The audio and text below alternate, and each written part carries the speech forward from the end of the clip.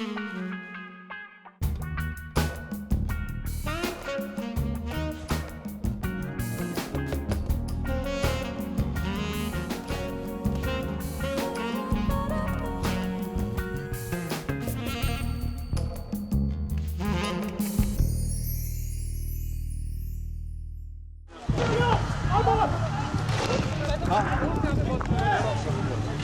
2011. It was already months since farmers had begun protesting the 6,000 acres of land acquired to develop urban infrastructure of the future. But then one day, the villagers clashed with the police and lives were lost, and parts of Bhatta Parsal went up in flames. The UP government ordered a clampdown and cut Bhatta Parsal off the map.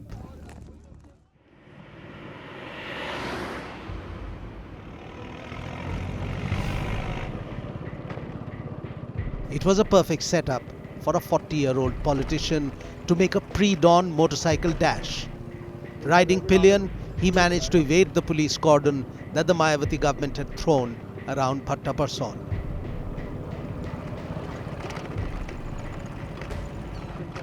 The pillion rider reached Bhatta Parsal in the early hours of 11th of May 2011, and very uncharacteristically, the politician announced that he would lead the farmers' agitation.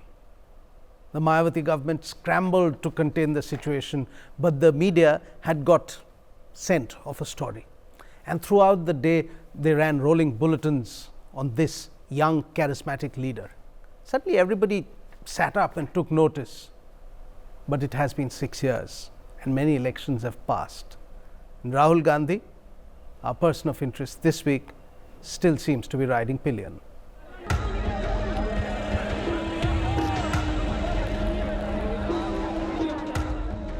By the end of that May 2011 day in Bhatta Parsal, Rahul was basking in the glory of what was panning out to be his second coming in politics. He had been arrested and then released by the UP police. A throng of farmers and supporters surrounded the station, and the scion looked to be in his element in the midst of this thick action.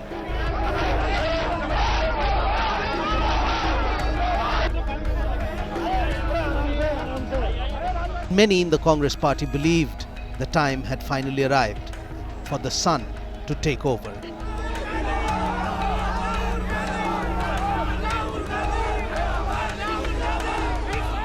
But the accession didn't take place. Instead, what followed was the downward slide that took Congress to the lowest point of its political history. 3 years since, India's oldest political party is all set to elevate the fifth generation representative of the Nehru-Gandhi dynasty to its top post, the president of the All India Congress Party. On paper, there would be an internal election that would decide the contender and finalist for this position. But everyone acknowledges this is just a mere formality, and Rahul Gandhi has been the party president in the making for almost a decade now. What is interesting, however, is the timing of this announcement. Rahul's elevation to the party top post is being considered at a time when the Congress is at a crossroad.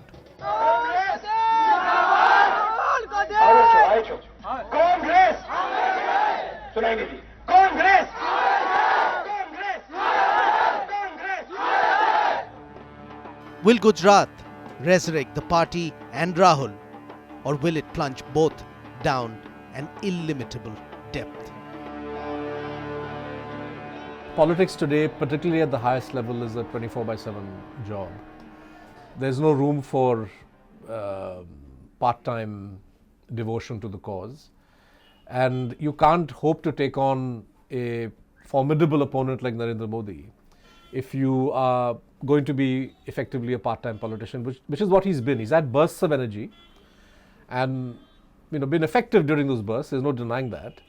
But you can't have bursts of energy and then retreat behind a screen and become invisible. and hope to make your impact.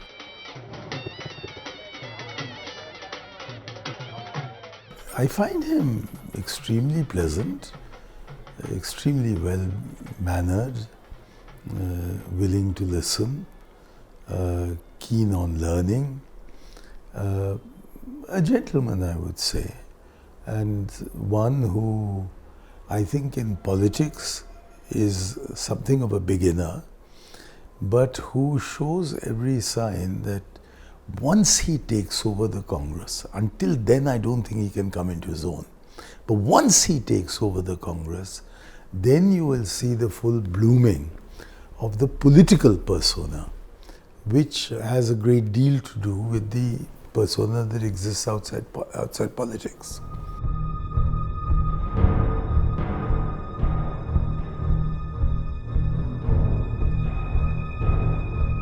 Indications of Rahul's elevation to the top post has been part of the Congress narrative for over 8 years now. Many believed 2009's UPA 2 would have been the perfect launchpad for Rahul to start off as a cabinet minister. But he didn't take up the offer. Over the years, Rahul's imminent ascent became the subject of much debate within the party and outside. The expectation of the Congress party itself, which is really quite dysfunctional, because even though you have lots of capable or potentially capable leaders, the perception within the party is that if a non-Gandhi were to lead or were to try to lead, or perhaps a non-Gandhi without the formal benediction of Sonia Gandhi or Rahul Gandhi were to lead, then the party wouldn't cohere, it would split. You know, Rahul Gandhi has spoken about the fact that you have the domination of, he's spoken about the domination of dynasties, which is ironic because he is himself a dynast, but to give him credit, at least he's recognized the corrosive effect that dynasticism has in politics, insofar as it forecloses the options for a lot of talented people within a party to want to aspire to high office. So that was the stated purpose behind having organizational elections in the Youth Congress. He wanted to break the stranglehold of established families at the regional level.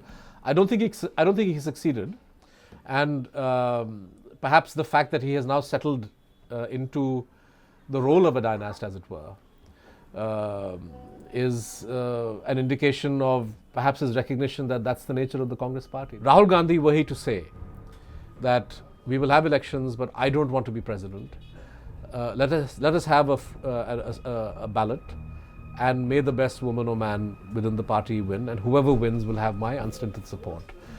That formula of the dynast stepping back, but declaring his unstinted support to whoever the party chooses, would solve many problems. It would answer this public uncertainty about his own willingness to play this kind of role.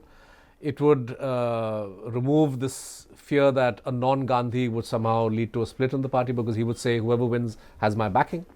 That may be the best option, but I don't think he is likely to take that, or that he's going to get that kind of counsel. But I think for the benefit of the Congress, a decision of that kind would actually be a shot in the arm for it, and would really potentially be a game changer for that party. Every person has their own calling, and everybody decides what they want to do with the opportunity that they get. Everyone has different reasons to be doing the thing that they want to do.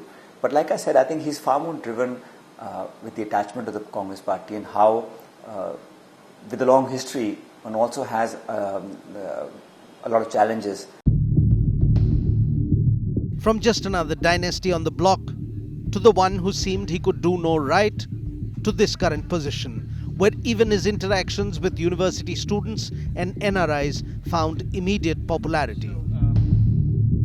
During his 2017 US tour, 47-year-old Rahul was able to do something he has seldom had the space to do in India. That is, project himself as a man with ideas. But he could only do it on a stage in Berkeley and Princeton, away from the cacophony of India's 24/7 news cycle.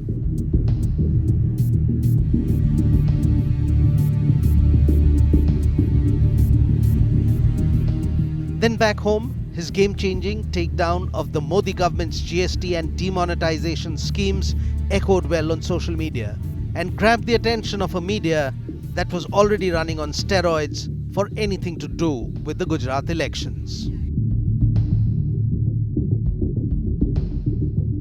While Congress celebrated the newfound popularity, the BJP could be seen visibly rattled. Verbal attacks ensued, but that just added to Congress's arsenal. The timing of the elevation, however, is significant. In the period immediately after the devastating defeat in the 2014 Lok Sabha elections, and despite party supremo Sonia Gandhi's ill health, Rahul seemed in no hurry to take up the leadership.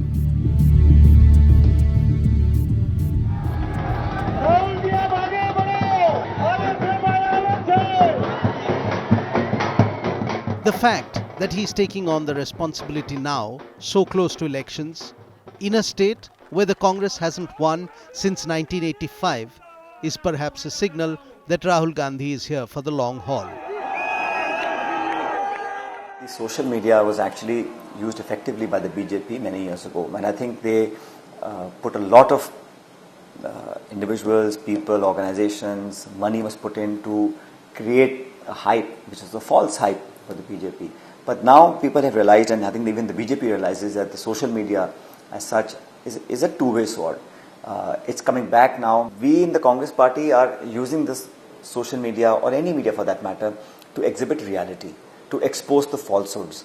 And there is only a certain amount of time that you can sustain with making claims and giving jumlas and making promises. But a newly found sense of humor has also crept in to Rahul's interactions. A post featuring his dog took the social media by storm. Tweets are definitely clever and effective, and they're hurting the BJP. But, how many voters are on Twitter, and does it really matter? And I'm not even entering into the whole debate about the use of bots, which all political parties do to exaggerate a trend. But what works for the Congress, what's working for Rahul in Gujarat, is the fact that you have the Patidar ferment, you have the Dalits up in arms, you have farmers who are upset about the lack of remunerative prices, particularly peanut, groundnut farmers in Gujarat. You have a sense that neither Anandiben Patel nor Vijay Rupani have really delivered proper, purposeful governance. So, and then there's resentment over GST, resentment over demonetization. There are a whole bunch of factors that have made the Modi government at the center and the BJP government of the state look the weakest that it has been for the last 10 years. Today, for the first time, you're seeing signs of having some people doing it for him. You're hearing voices that are supporting him. You're hearing him do a certain bunch of things, and you're seeing him react in multiple languages, all of which bravo. But the journey till this point has been fraught with many questions about his ability. Can Rahul do what his grandmother or father or even his mother achieved? Will he ever command the sheer raw power his grandmother exuded? The pan-India appeal that his father enjoyed? Or the canny political moves his mother deployed? I've been reading Jawaharlal Nehru's autobiography. He was a total layabout at Cambridge and Harrow. That was 7 years, 1905 to 1912. He returns to 1912, somewhat of a prig, as he himself describes it. And then for the next 7 years, does nothing. Rajiv had no interest in it at all. Then his brother's death brought him very reluctantly into politics, where he was expecting a 10-year or 12-year probation. His mother is suddenly shot dead one morning, and in the evening he finds himself as Prime Minister of India. Sonia Gandhi, she had no interest in politics whatsoever, and then she was shocked and stunned by her husband's assassination. It was only exceptional circumstances that brought her in 1998, and for nearly 2 years thereafter, she was trembling on the edge rather than being, right in the middle of the contest. And then you've seen 5 years later, she was being described by your magazine as the most popular and powerful leader of India. I do believe that when someone comes from a political background, people always say it's dynastic politics or it's it's family politics. But every leader, for him or her to become a leader, must pass those challenges. They have, every era brings with it different set of difficulties and challenges, and everybody must overcome them. You must be able to, each individual has to win the hearts and minds of people to establish him or herself as a leader of the people of the party. And everyone has to do it independently, irrespective of whose son, grandson, niece, nephew you might be. Well, I wouldn't say I've seen him grow up. I certainly saw something of him when he travelled with Rajiv Gandhi during the period between, soon after his grandmother's death, which I think shook him very badly, and the elections of 1989. In the latter, he was actually on the campaign trail for most of, at any rate for many of the days. But during that 1989 election campaign, where his main memory of me is my sleeping endlessly in my car while his father was doing the campaign, he did ask me at one or two points, what does this audience mean? And what are the lessons one should gather from it? And is there a connection between the crowds and voting patterns? Is there a connection between the enthusiasm they display and the outcome at the polls? So they were searching questions, but of a young man taking an interest rather than of somebody who instinctively was a politician steeped in the profession. The earliest memories that the public has of Rahul Gandhi are those photographs, the black and white photographs with a doting grandmother, Indira Gandhi.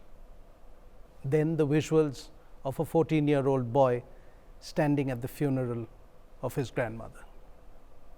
7 years after that, lighting the pyre for his father, Rajiv Gandhi. But then Rahul Gandhi moved to the USA for further studies after Rajiv Gandhi's assassination in 1991. In 1998, still in his 20s, Rahul Gandhi visited India to help in his mother's campaign. But it was only in 2002 that he shifted base to Delhi from London.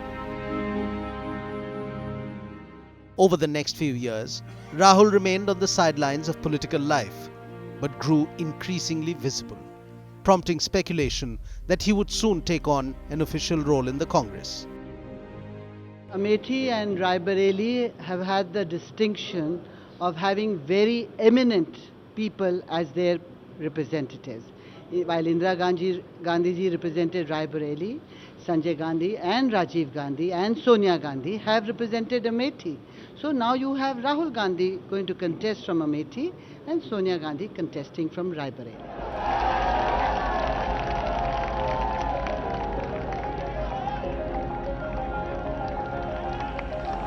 And thus began a new chapter in India's political history.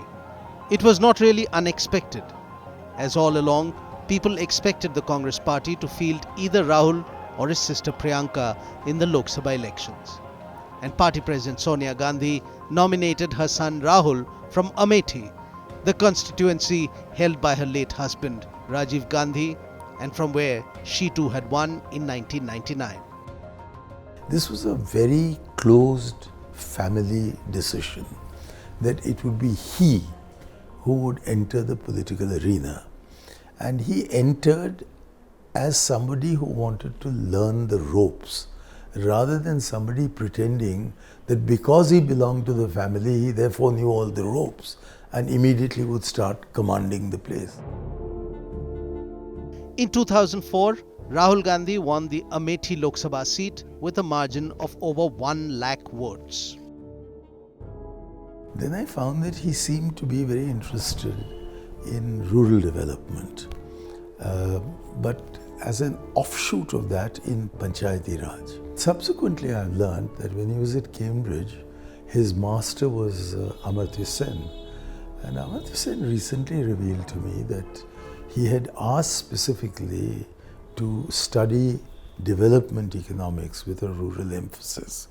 So obviously a first orientation in politics is in the direction of rural development and his father's passion for local grassroots democracy. The scion of the Nehru-Gandhi dynasty could have slipped into his forefathers' shoes without learning the ropes or waiting his turn. But Rahul's demeanour has been that of a shy politician, reluctant to exercise the power that could have been his for the asking. He's a very rare politician who does not believe in living up to the expectations either of the party or living up to the expectations of what the wide majority of people expect of any politician. So there is a huge difference. And I think the expectations on himself have always been very harsh. He has the reason for having very high levels of probity. He has the reason for having very high levels of publicly demonstrable integrity, of high levels of democracy. He wants everything done democratically, visibly, cleanly, etc., etc., etc., which is a very high standard to set for yourself if you're a young politician with the advantage of birth on your side. And he could have taken a whole bunch of shortcuts, but because he's chosen to take the long cuts, he's been pilloried as one who's taken a long time to mature. So I think there is a distinction in what another inheritor would do and what he is choosing to do. He's one person who's very down to earth, so one may think anything they want, but once you meet the person in real life, he comes across as very approachable. That is also something which in Indian politics is very valued. One must not appear to be distant. And the fact that you can straight away go and converse and talk about not just the party but about anything that you feel like is something that I think he's been able to consolidate over the last few years. Were it not for the surname, I don't think based on the trajectory of his political career, he would be where he is at, simply on the basis of what he has accomplished or what he's done, right? So, surname is everything. And in some ways, I think he is aware of that. But is he capable of delivering on the expectations that his party people have of somebody who bears that name? That's really the big question.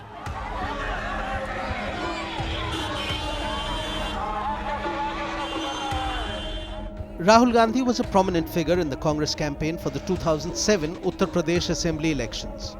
UPA was in power at the centre and Congress was trying hard to consolidate lost ground in many states, including Uttar Pradesh. The party was looking up to the Gandhi scion to deliver in a state where they had been out of power since 1989. Congress, however, managed to win only 22 assembly seats, 3 less than the 25 it got 5 years ago. In the same year, Rahul Gandhi was appointed General Secretary of the Congress in a reshuffle of the party secretariat. He was also given charge of the Youth Congress and the National Students' Union of India. He vowed to galvanize the youth in favour of Congress, but soon found that his style of functioning was in sharp contrast with the old guard serving his mother in the party. By the end of 2007, noises started erupting within the Congress about the lack of inspiration quotient in Rahul's leadership. It is far too early to judge Rahul Gandhi, the politician. The day he becomes President of the Congress is when the countdown begins. After he completed his studies, Rahul Gandhi worked as a management consultant in London. During those days, his identity was a closely guarded secret for security reasons. After the break, we'll talk about identity. Not personal identity, but identity of the politician, identity of Brand Rahul.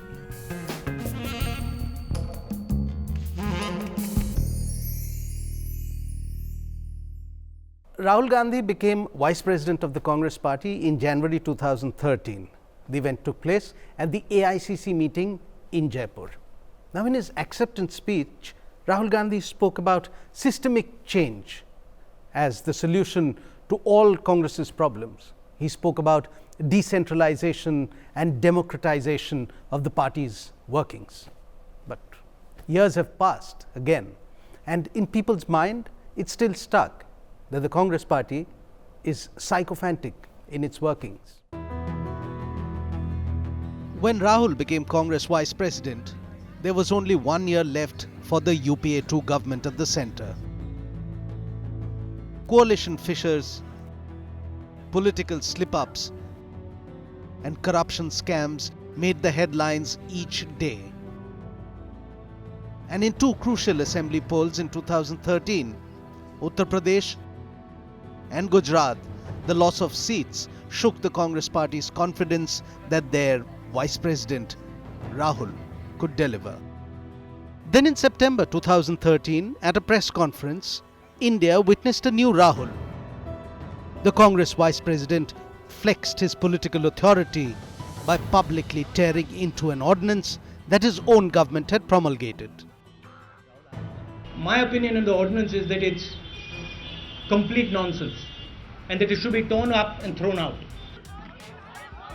Rahul Gandhi's image has largely been dictated by his political opponents, and that is a basic recipe for disaster.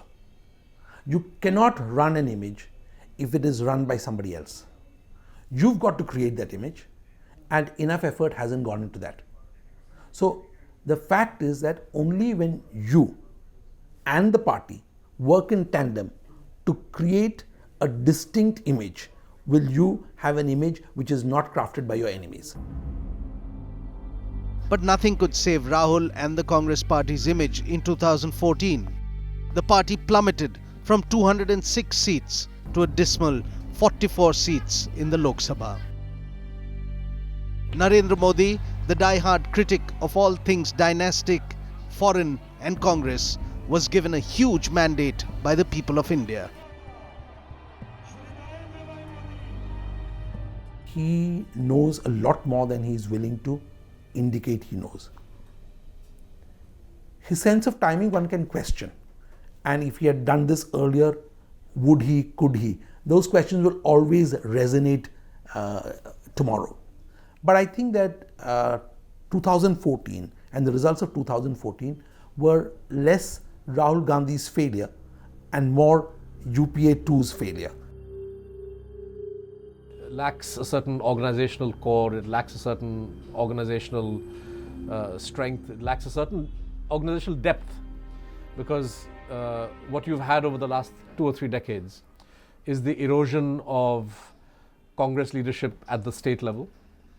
So you don't have strong, capable leaders at the provincial level who are trusted to run their own ship without central interference. What this means is that the Congress Party in virtually every state is faction-ridden. Factions, instead of trying to prove their strength on the basis of political mobilization on the ground, aspire to proximity with the so-called high command. So this, in the old days, would be Sonia Gandhi, Ahmed Patel. Now perhaps it's Rahul Gandhi. Following the crushing defeat, Sonia and Rahul Gandhi offered to resign, but the Congress would have none of that.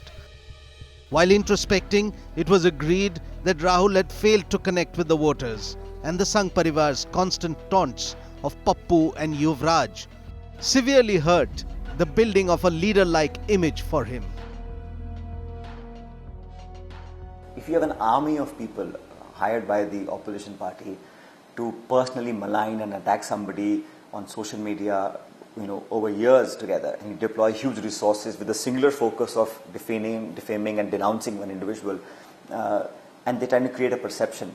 But ultimately, the voters of India see the reality on the ground. as opposed to the perception creation that the opposition tries to make. In an atmosphere where democracy has become an excuse for the exchange of insults of an increasingly vulgar order, it's not surprising that he has been called that. But what I think is important to note is that he's not been phased. He's not said that because I come from a long line of the leaders of India, that therefore you dare not call me this. Not at all. He says, all right, you call me that, I'll await my time. In early 2015, Rahul went missing. Not in the literal sense, but official Congress sources said Rahul was on leave at an undisclosed location. For 58 days, the media speculated on where he could be. Mysterious sightings and claims all came to nothing. Finally, almost 2 months after he disappeared, Rahul landed back in India. The Congress fended all queries by saying he had gone to introspect, a narrative that opened Rahul up to further criticism. But the Gandhi who reappeared seemed rejuvenated and reinvigorated. He went into an overdrive of political engagement. With his Soot Boot Ka Sarkar jibe, he finally seemed to land a punch that hurt. He's come up with effective slogans. I think Soot Boot Ka Sarkar really damaged Narendra Modi in the light of that horrible suit that he wore, right? The monogram suit, and the fact that Modi was pushing the land acquisition bill, which was going to hurt the interests of farmers. His Gabbar Singh tax. I mean, he's been effective in raising issues which highlight the Modi government's pro-business policies. Demonetization, its poor implementation of so many different initiatives has all, I think Rahul Gandhi has exploited them quite well. But at the end of the day, politics isn't just about coming up with a smart one-liner or even coming up with a critique of what the Modi government is doing. Any politician knows that there are two types of images which is very important to a leader of the masses. The image of the person and the image of the person's party. Now, in the case of Rahul Gandhi, he seems to be in perpetual conflict with the image of what his party had become. And when it came to his own personal image, it either clashed or underlined what is expected of a Gandhi. In either case, the real Rahul, if there be one, is hard to find. In Brand Rahul Gandhi's case, the effectiveness part had to be shown or proven almost in camera, because he didn't have an official role in government, and therefore how do you measure effectiveness? Do you measure it in the visible interventions in government, which are in some senses only as a party man? And the second thing is emotional connect. Emotional connect only comes with very widespread exposure. And I think that if one has to look at Rahul Gandhi's past, the exposure to different audiences was not something that was gone through in a kind of training pattern or in a thrown into the deep end of the pool kind of pattern. He started at the top of the pool, and that's a very difficult place to start or to learn swimming. So I think what has happened to the image of Rahul Gandhi is that effectiveness will always be a question mark, because he hasn't played an active role or a visible role in government. The emotional connect has moved up dramatically, and that has changed 2 times. On the first occasion, he started to do that as a young party man by going to colleges and connecting to kids and things like that. Then he went through a different phase, which I would rather leave non-described for the moment, and I think he dropped out of doing that. And then now he's connecting very effectively with small groups of people, meaning when I mean small groups of people by Indian political standards, anything less than 500 people is a small group of people, and anything in the region of 50,000 plus is a large group of people. I find that he's still more effective in the 500 groups than in the 5 lakh groups. But the fact that he's able to use the inputs of what he gathers from his multiple 500 plus groups is translating into better speeches at the 5 lakh plus groups is a sign of rapid maturing. You need to have energized cadres. The cadres have to believe that the Congress party exists and is willing to fight as a coherent fighting force with a clear vision. Can he instill that degree of confidence in the party? That really would be the true test of his leadership, rather than merely projecting himself as a brand. And I think that at the end of the day, Brand Rahul, whatever that means, has salience or makes sense only if there is a brand Congress that backs it. So you can't have a Brand Rahul expecting to take on Brand Modi if the Congress doesn't cut it in the eyes of the electorate. But then came the next round of assembly elections. In 2017, one by one, Congress lost each state that went to polls. From the prestige battle of Uttar Pradesh to Uttarakhand, from Manipur to Goa. The only saving grace was Punjab, but there the credit was taken by the old Congress veteran Captain Amrinder Singh, while everywhere else the blame went to Rahul. If you want to be on an upward gradient for all of your lived life, you just shouldn't be in politics. Politics, by definition almost, is going up and down. There's a lovely line I came across by Enoch Powell in a book by David Owen, where Powell said that every political life ends in failure except for those that are cut off in mid-flight. So he'd seen his grandmother and he'd seen his father. There were ups and downs. So he must have known when he was taking this step that things were not going to be smooth. And while between 2004 and 9, he was testing out his ideas on the Youth Congress and the Student Congress, and certainly not always getting the results he had theoretically expected.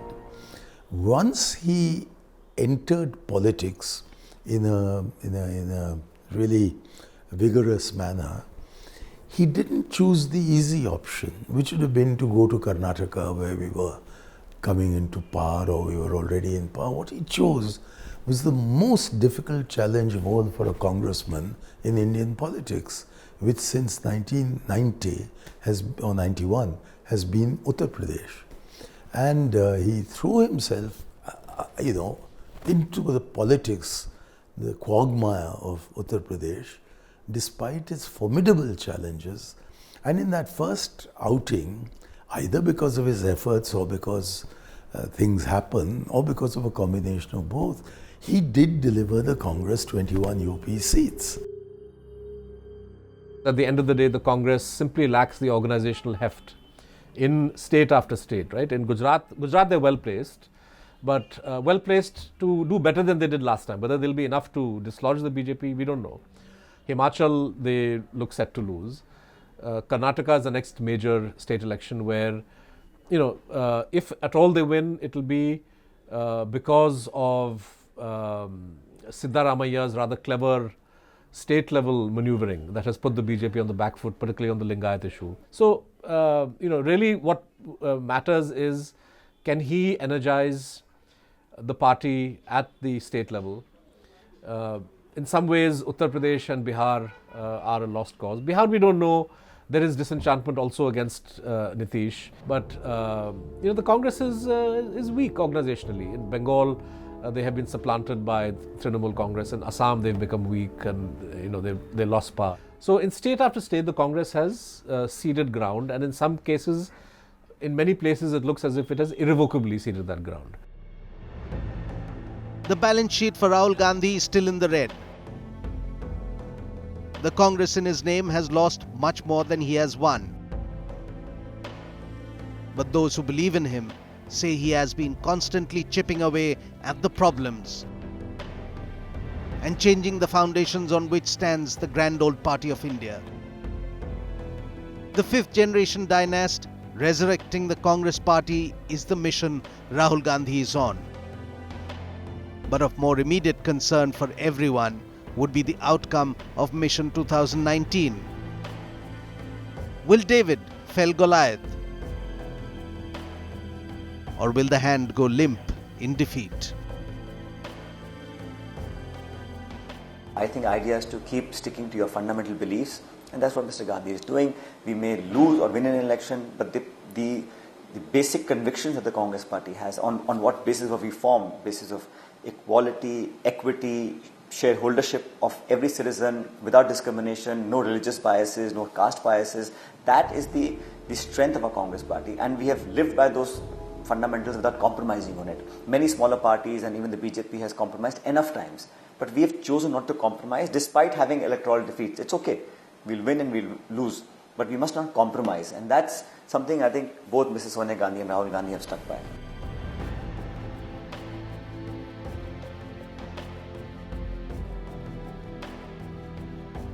The biggest challenge that Rahul Gandhi would face is in terms of proven track record of administrative experience. But Rahul Gandhi can sort that out quite quickly. All he has to do is appoint 3 or 4 conciliaries who will be people with experience, yet young, people with effectiveness and proven, people with integrity and image. He needs to find those people. They exist because the Congress party has a huge choice set, and he needs to empower them to be the initial team Rahul. That will take care of a lot of the shortcomings which you talked about. And the shortcomings, to my mind, are primarily administrative inexperience. And the second shortcoming is the demonstrable capability of 24/7 into 365 days immersed in politics. That only time will prove.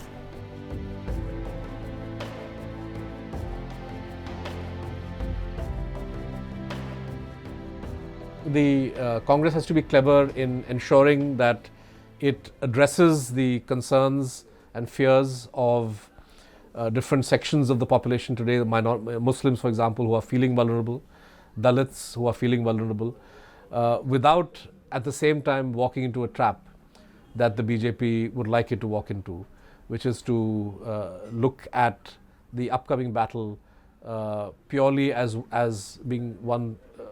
one to be fought on the secular communal axis.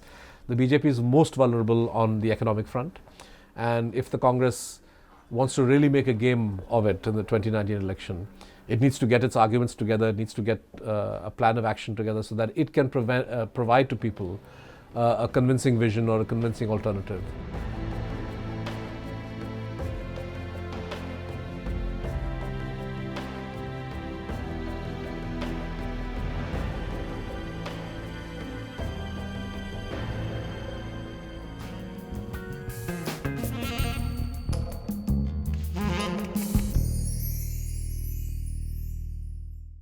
Thanks for watching the video.